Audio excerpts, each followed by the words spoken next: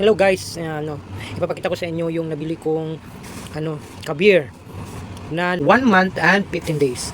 Dito sa amin is nabibili siya ng 90 pesos each. Pasensya na kayo, may bungal. So, bili ko siya nung March 3. Panoorin nyo to guys kung gaano sila kalaki.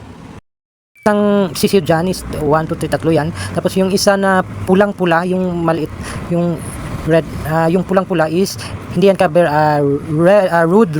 Rhode Island Red ang tawag dyan. Pero kasabayan lang sila dyan. Same din silang Rhode Island Red ang tawag dyan. Yung isang malaki, yung hindi masyadong red is yan yung roaster. At saka itong isang yung maputi, yung medyo may puti is yan yung hen. Yan yung babae. At saka yun yung lalaki, yung hindi masyadong red. At saka yung Rhode Island Red is babae.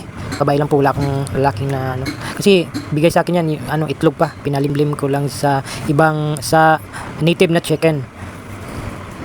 Paminsan-minsan guys, pinapalabas ko sila para naman maka-exercise, makakain ng mga damo-damo. Okay. That's all for today's video guys. Don't forget to like, share, and subscribe. Thank you.